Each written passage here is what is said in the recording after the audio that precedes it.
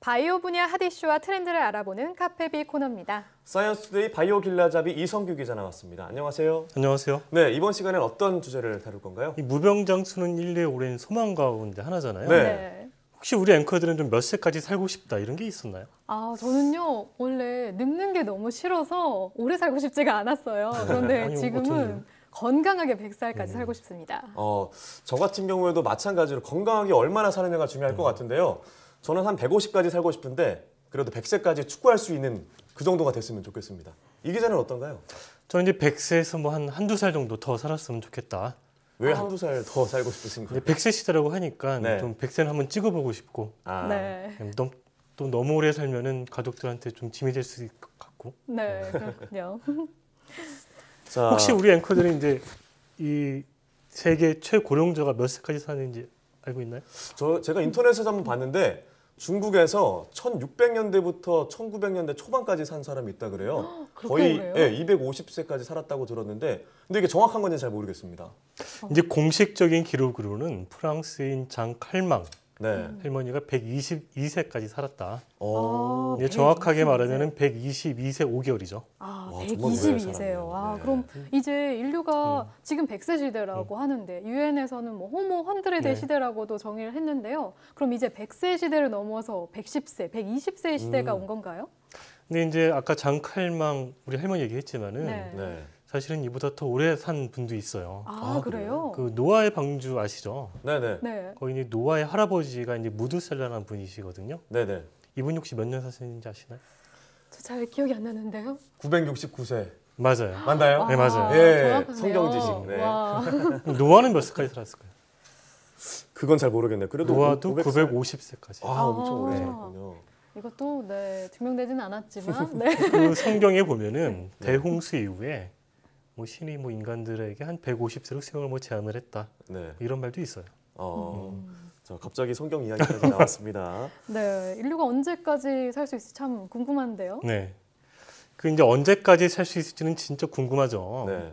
그래서 이 노아 분야의 세계적인 석학인 장 마리 루빈 이 프랑스 국립과학연구센터 교수는 인류의 기대 수명이 한 110세가 될 날이 머지 않았다. 이렇게 내다봤거든요. 이 분이 이제 프랑스 인구 한 최근 200년간의 프랑스 인구 기대 수명을 분석을 했더니 네. 이 같은 결론을 내놓은 겁니다. 네. 그런가 하면 인류가 150세까지 살 수 있다는 추정도 나왔잖아요.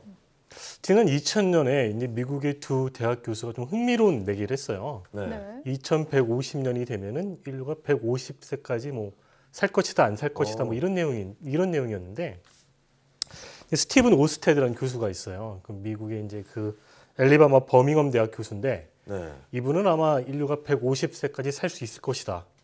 이런 전망을 내놨어요. 그 근거로는 나중에 조금 더 얘기를 하겠지만은 이 노화 억제약 같은 게 개발될 거다. 네. 메트포민이 이제 그런 약 중에 하나거든요. 네. 그런 거를 근거로 한 150세까지는 살 수 있을 것이다.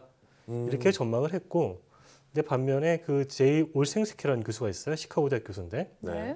이제 이분은 아마도 인간은 한 120세의 장벽을 넘지 못할 것이다. 이렇게 이제 전망을 했었는데, 근데 그 근거로는 어떤 이제 생명체는 그 수명이 한계가 있다는 거죠. 뭐 유전자랄지 뭐 이런 거가 한계가 있기 때문에 네. 올해 살아도 한 120세 정도가 될 것이지 않을까 이런 전망을 내놨었죠.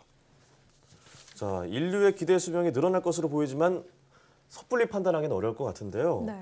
자, 요즘에는 인공장기 기술도 있고 현재 평균 수명의 2배 정도 좀 늘어날 거라는 좀 예상은 좀 해봅니다. 네, 저는 150세, 앞서 한 교수가 150세까지 예상했다고 하는데요. 네. 가능할 것 같아요. 언제가 될지는 모르겠지만 과학기술 점차 발전하다 보면 가능할 날이 오지 않을까요? 그러니까 과학자들은 인류의 기대 수명이 늘어날 것이라는 점에 다 거의 대부분 동의하는 네. 거고요.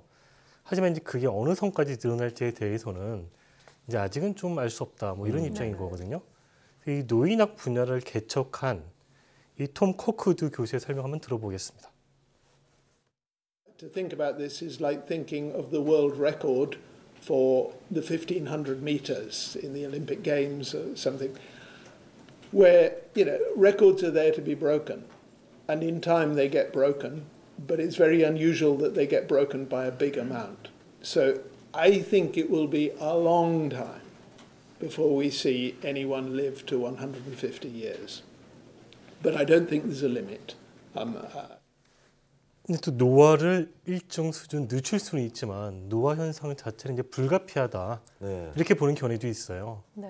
미 애리조나 대학 연구팀이 이 수학적 모형을 통해서 인간을 비롯한 이런 다세포 생명체는 이 노화 현상을 피할 수 없는 속성이다. 네. 뭐 이렇게 논문을 발표하기도 했습니다. 네, 그렇군요. 자, 어느 선까지 수명 연장이 가능할지 아직 뭐 예측하기는 좀 어렵지만 그런데 수명 연장할 수 있다고 보는 과학적인 근거는 뭔가요?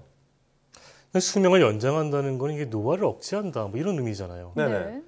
네. 이제 과학자들은 그 예, 한 가지 예로 이 노화를 억제하는 약물의 개발 가능성을 꼽고 있어요. 네. 제가 아까 잠깐 설명드렸지만은 그 메트포민이라는 약이 있거든요. 그래서 테인 프로젝트라고 이 타겟팅 에이징 위드 메트포민의 약자인데 네. 네. 이 메트포민은 지금도 일반적으로 쓰고 있는 당뇨약이에요. 아, 근데 이 약이 생쥐 실험에서 한 40% 정도 수명을 연장하는 것으로 입증이 됐거든요. 아, 당뇨약인데. 네, 당뇨약인데 일반적으로 그냥 흔하게 처방되는 당뇨약인데 네. 수명 연장 효과가 입증이 됐고 네.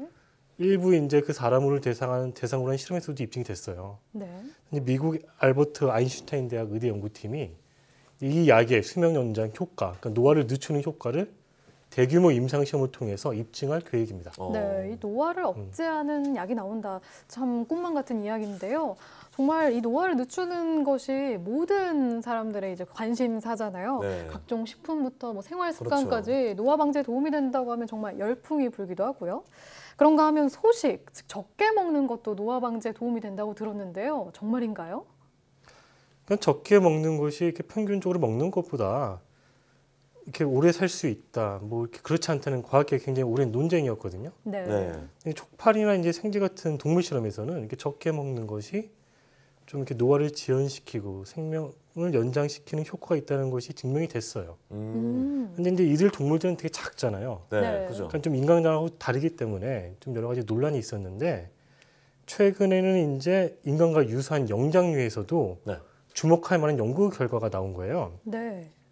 그러니까 미국 위스콘신 대학과 국립노화연구소 공동연구팀이 이 붉은 털 원숭이를 대상으로 소식 실험을 했는데 네. 그러니까 이제 원래 먹는 것보다 한 30% 정도 줄여서 준 거죠. 그러니까 실험 결과 이 원숭이의 기대 수명이 한 2년에서 4년 정도 더 오래 사는 것으로 이렇게 나타났다는 거죠. 네. 네. 그리고 좀 더 이제 주목할 만한 결과는 이 결과는 이 중장년층 원숭이에게 한 뭐 16세에서 한 23세 정도 되는 나이인데 원숭이한테는 네. 네. 이런 원숭이의 경우에는 이 소식의 효과가 더 커가지고 최대한 9년 정도 더 오래 사는 걸로 나타났던 거죠. 네, 노화와 관련된 많은 연구가 진행되고 있는데 수명 연장에 한 발짝 더 다가서길 기대해 보겠습니다. 자, 그런데 앞으로 노화 연구의 방향은 어떻게 전망할 수 있을까요? 그러니까 이제 노화 연구가 사실 바이오 분야에 많이 이렇게 집중이 되어 있잖아요. 네. 노화 자체가 이제 생명체가 살아가면서 자연스럽게 일어나는 현상이기 때문에 이제 그런 측면이 있겠죠. 그런데 이제 생물학적 요소뿐만 아니라 다른 요소도 수명 연장에 도움이 되는 것도 사실이거든요. 네. 네. 그래서 앞으로의 노화 연구는 이런 분야까지 다 포함을 해서 같이 진행이 돼야 된다고 이제 전문가들은 보고 있는 거죠. 한번 설명 들어보겠습니다. 노화 연구의 지금 획기적인 터닝 포인트가 바이올로지컬 리서치만이 아니고 피지컬, 미케니컬 한 이런 서포트 시스템이 많이 증가되는 거죠. 그래서 여러분 알다시피 임플란트 같은 거, 그 다음에 이제 뼈에 뭐 이 관절 같은 거, 인공 관절이라든지 이 많은 것이 등장하면서 실제 개체의 부족한 부분을 보충해 줄 수 있는, 보완해 줄 수 있는 여러 가지 기계적인 또는 뭐 전자적인 이런 방법들이 개발되고 있기 때문에 그런 것이 결국은 퀄리티 오브 라이프에 그 소위 고령화 사회에서 퀄리티 오브 라이프에 크게 기여하지 않겠는가. 저희들은 일단 그런 기대를 해보고 있어요.